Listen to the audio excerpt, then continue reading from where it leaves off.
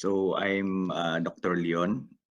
I am one of the medical officer in Baguio General Hospital and Medical Center. I am from the Department of ENT. I am currently the chief resident of the department. So I was called by to lecture about thyroid in celebration of Thyroid Awareness Week. Okay, so my lecture would be halo-halo. It would be I'll be discussing on about the thyroid gland, management, and how can we assess. So I would be speaking in English, Filipino, or in Ilocano, because I believe almost our audience are from here, Cordillera. Okay, so if there are any questions, you can raise your hand or you can ask it later. Okay, so start na tayo. Okay, so first of all, ang topic natin ngayon is the thyroid gland. So ano ang thyroid gland? Sabi dito, thyroid gland is a butterfly-shaped organ located at the base of your neck. So basically, ang thyroid gland nasa gitna ng ating leeg.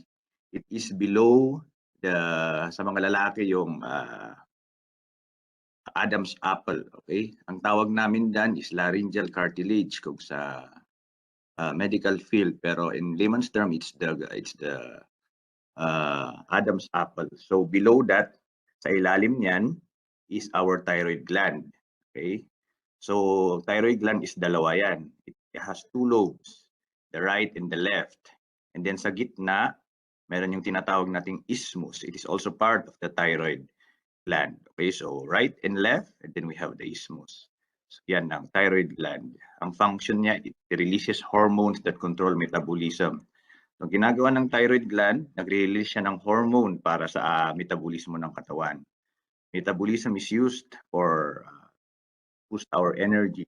And then later, i-discuss ko kung anong gamit ng hormones na produce ng thyroid gland. Okay, so ayun nga. So the thyroid hormones regulate vital body functions. So ang thyroid gland, it helps us in breathing, paghinga, heart rate, yung pintig ng puso, central and peripheral nervous system, the way we think, the sharpness of our brain, or the development ng ating utak. The thyroid hormones are responsible for it. Body weight, muscle strength, the menstrual cycle ng mga kababaihan is also the thyroid hormones ang responsible dyan. Body temperature, yung lamig or init is also controlled by thyroid hormones. Cholesterol level, gaano kataas o kababa yung cholesterol, may factor din po ang thyroid hormones. Okay? So, kung makikita nyo, ito, this is how the thyroid gland works, okay? So, ang thyroid hormones kasi nare-release yan. Rinirelease ng thyroid gland sa dugo. Okay? So, once na na-detect ng dugo natin na mababa yung thyroid gland natin or mababa yung pagpintig ng puso natin, nagre-release siya, sinasabi niya sa utak mag-release ka, sabihin ng utak sa thyroid gland, mag-release ka naman ng thyroid hormone para medyo tumaas yung pintig ng puso ng pasyente. So magre-release si thyroid hormone. So ang tawag sa hormones na rini-release ng thyroid gland is yung triiodothyronine at thyroxine. Sa mga nagpa-laboratory na sa hospital, sa thyroid, alam niyo na yung T3, FT3, FT4. Yun yung mini-measure natin. measure tayo tapno, we would know the status of our thyroid gland. Okay? Yun yung para malaman natin kung hyperthyroid or hypothyroid. Yun. So ayun. So yung sinabi nga kanina, kung mababa ang T3 or T4 sa katawan, nasisense to ng brain natin. Yung brain natin, sinasabi niya sa thyroid gland, mag-produce ka ng thyroid hormones. So Through that way, at least nakokontrol natin yung normal function ng katawan. So ang problema dyan, kung may problema sa thyroid gland, kahit sabihin ng utak na mag-produce ka ng thyroid hormones,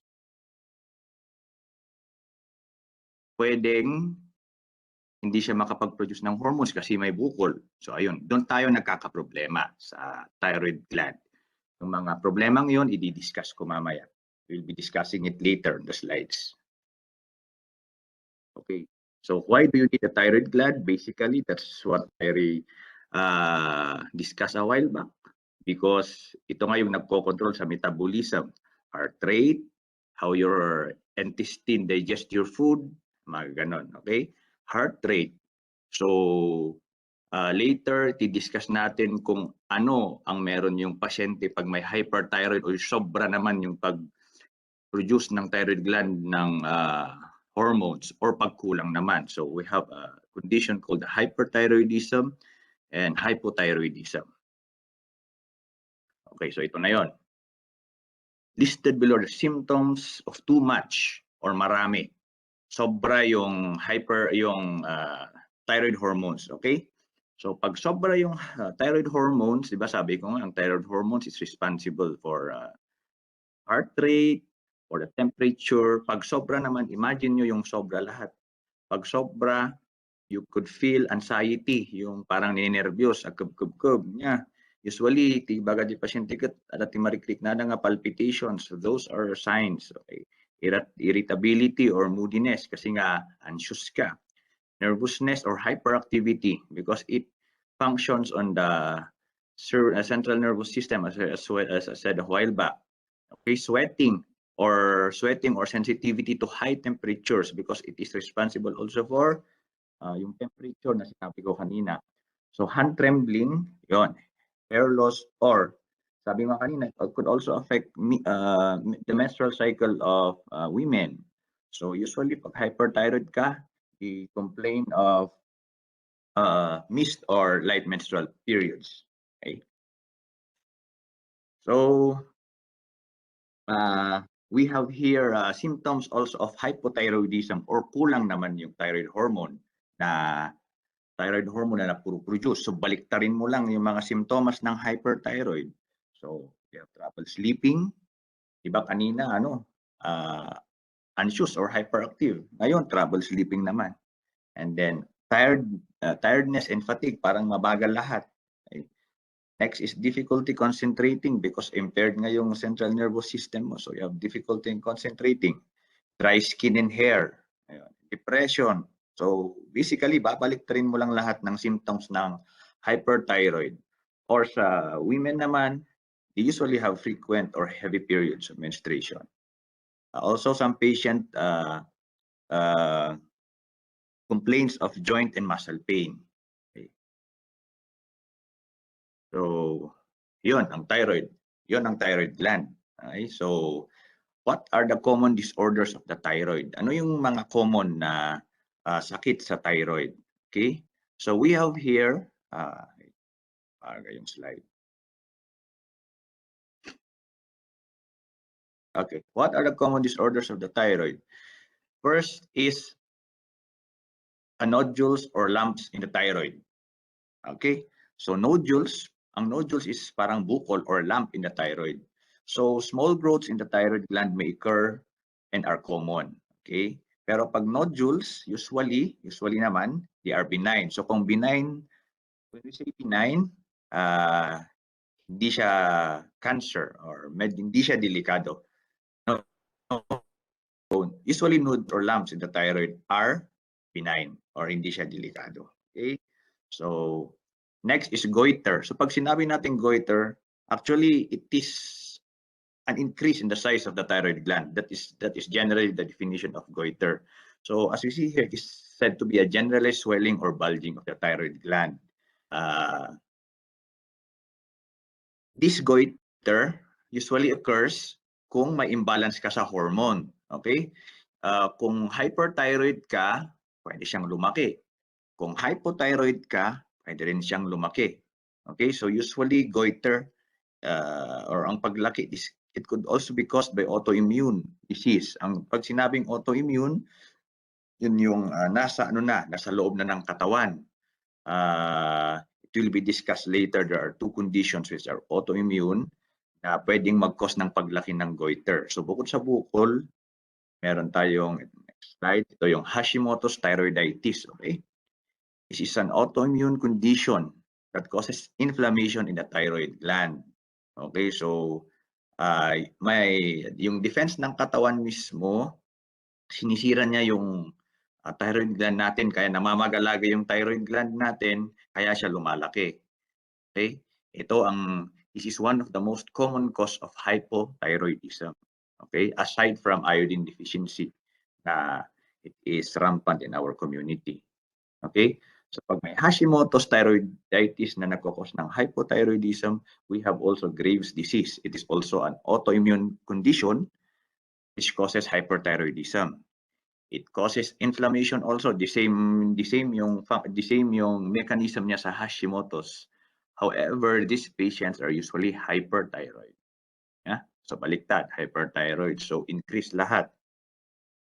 Lastly, we have here thyroid cancers. Okay? Cancerous thyroid nodules are typically very treatable or curable. So kung meron, ang sabi nga nila sa amin, kung merong mga cancer sa katawan na friendly, siyempre alam naman natin cancer is not friendly.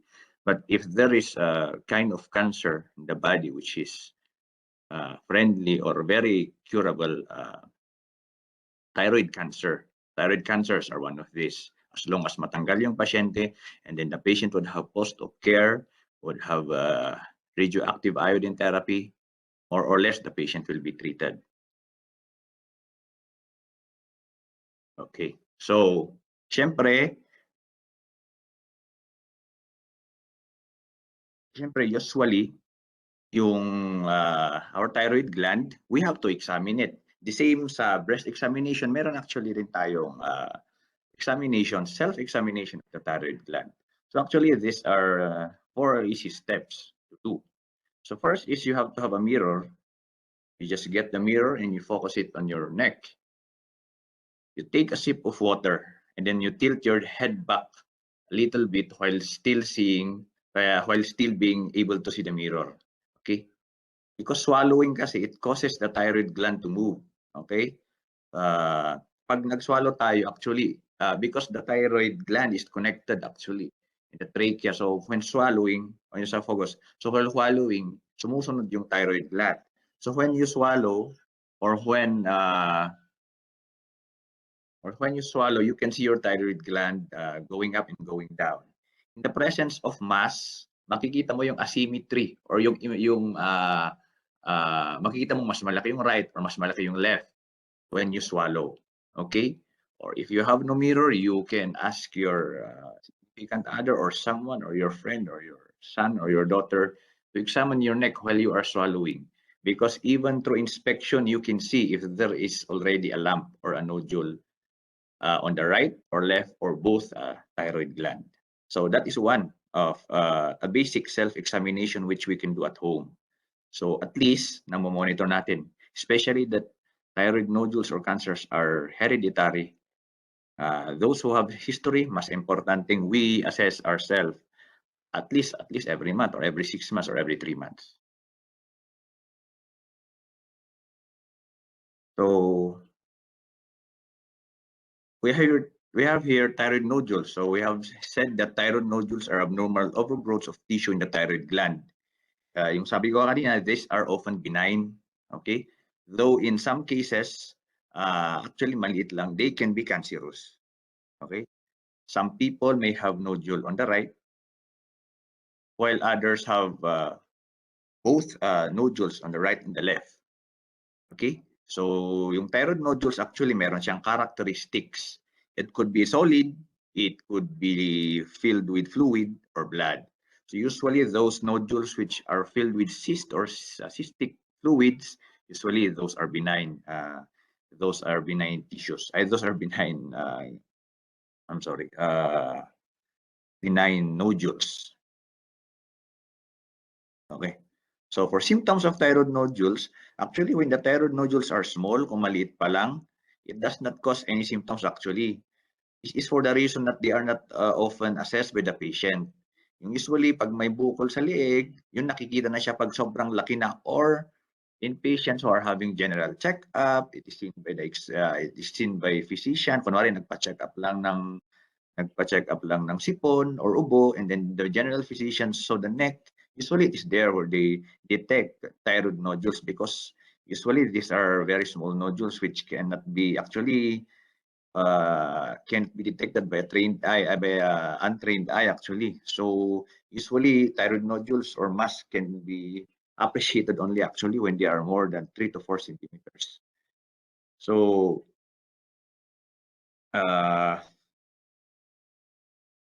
sorry, to continue. So what are the causes of thyroid nodules?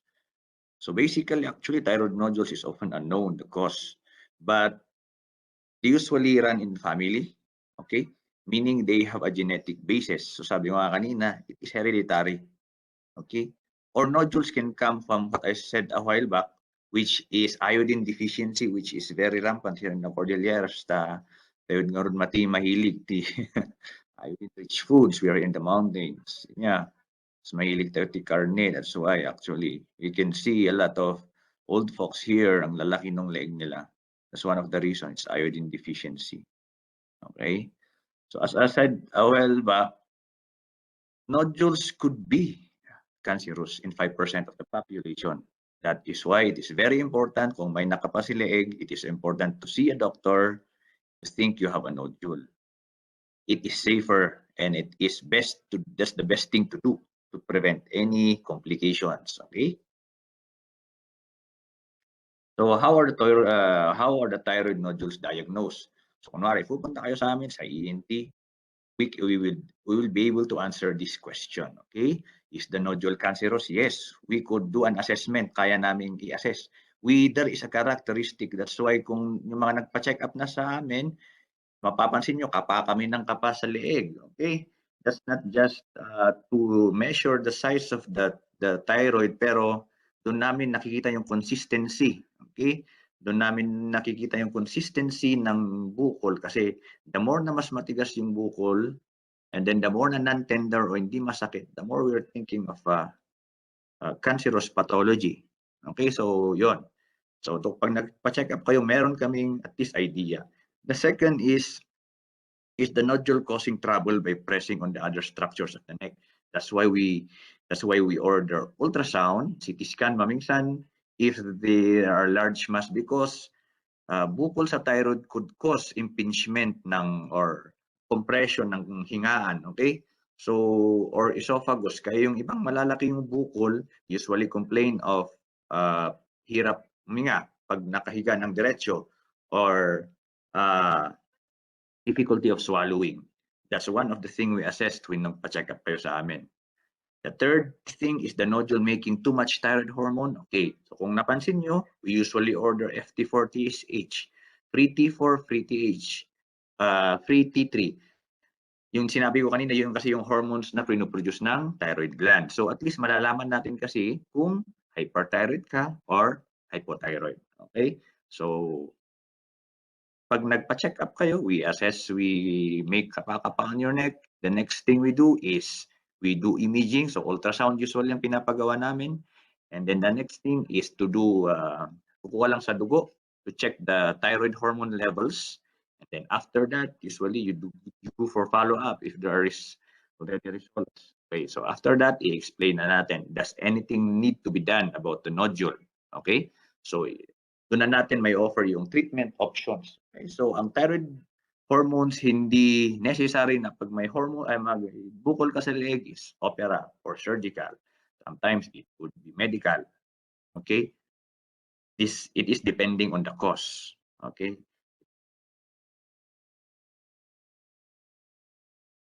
Okay, so yung sinabi nga kanina,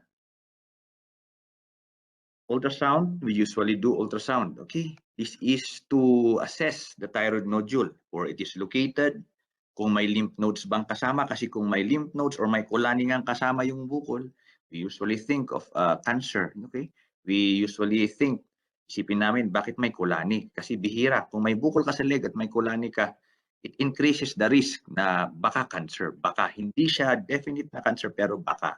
So that's the reason we do ultrasound, okay? To assess the nodule kung anong itsura niya. Kung mas tubig kasi yung laman ng bukol, mas kampante kaming benign or hindi cancer yung pasyente. Pero kung solid, we have to do further testing. The next thing we could do is a blood test, okay? So we measure the T3 and T4. So yung sabi ko nga kanina, an increase in T3 and T4 can cause goiter or increase in the size of the thyroid. A decrease in T3 and T4 could also increase or decrease the size of the thyroid gland. So kung mataas yung FT3, FT4 mo, we could give medications that could decrease the thyroid hormone levels. Kung mababa naman, we could give medications that could increase the thyroid hormone levels. Okay? So usually this blood test can also determine if your thyroid nodule is cancer or not, because usually mga thyroid cancer are usually leading to our hyperthyroid, or in their hyperthyroid states. Usually pag hypothyroid, usually benign yan. Those are not very definite, but more or less. So at least we have an idea. Okay. But as I said a while back, almost all thyroid nodules or mass are benign.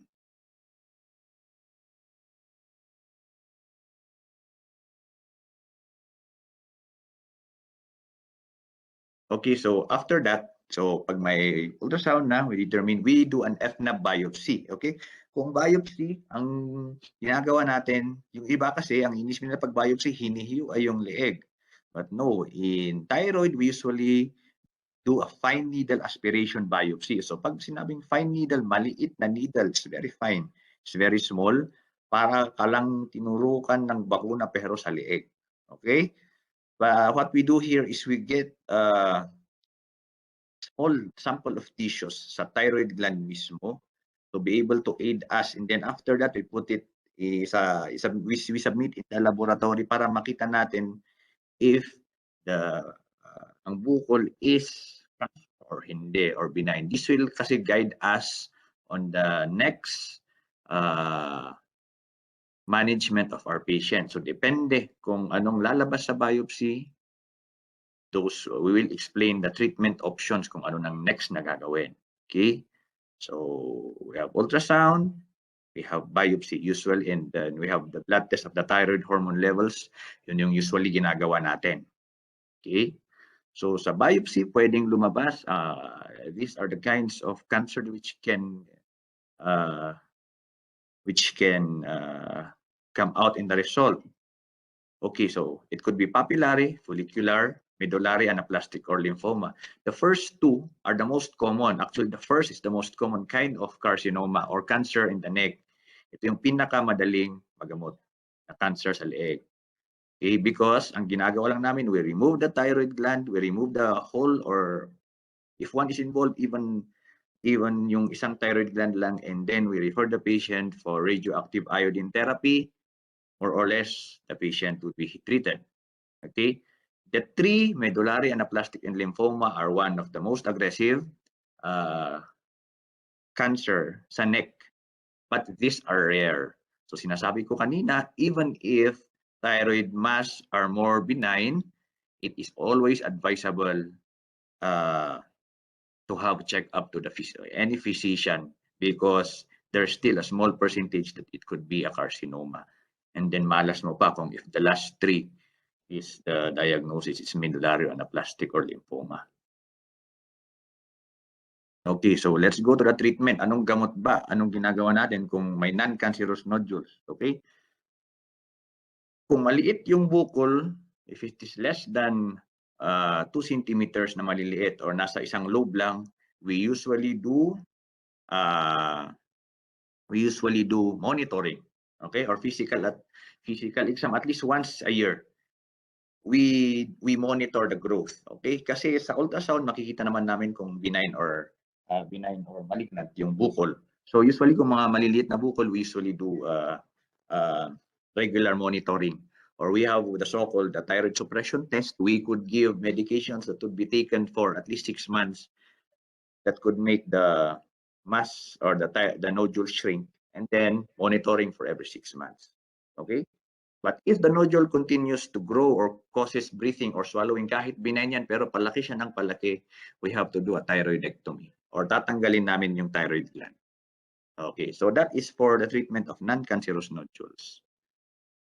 Pag cancerous naman yung nakita nating bukol, it will almost definitely require surgery. Yun yung sinasabi ko. So pag lumabas sa biopsy na cancer or papillary or follicular, I will definitely advise a thyroidectomy. Ang thyroidectomy, ang sinasabi ng thyroidectomy is the removal of yung dalawang thyroid gland na sinabi ko na nasa baba ng leeg. Okay? We remove that, and depending on the result, if it is a papillary ang lumabas, we refer the patient for radioactive iodine therapy.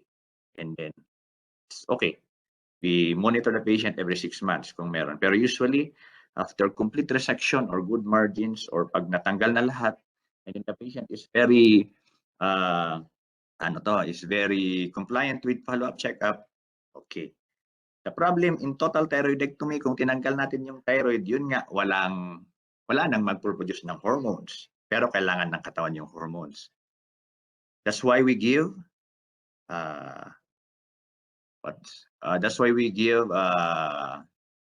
maintenance. We have levothyroxine na the patient would be taking it for life because siyempre natanggal na natin yung thyroid gland.